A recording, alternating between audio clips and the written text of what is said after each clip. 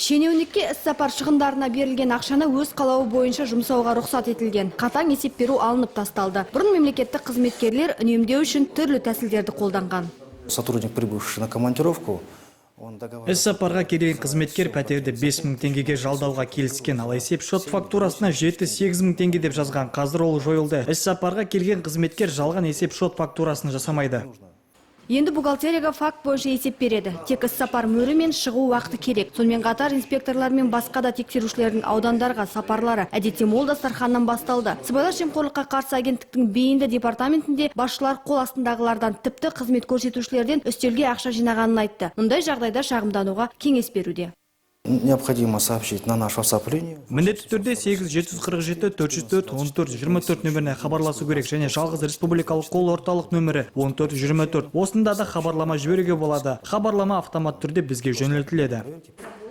Тәтті дәмдімен қарсы алуды мамандар сыйлық беру бабымен пара-пар дейді. Егер жиналған қаражат 2 айлық есептік көрсеткіш, яғни 5000 теңгеден асатын болса, онда бұл әкімшілік жауапкершілік болып саналады. Отырыс ұйымдастырушы кем дегенде 10, ал мейманға 600 минималды есептік көрсеткіш көлемінде айыппұл тағайындалмақ. Егер түскі ас көрсетілген мөлшерден асып кететін болса, кінәліге қатысты қылмыстық бап бойынша іс қозғалады. Бұл 15 жылға дейін темір торға қамау.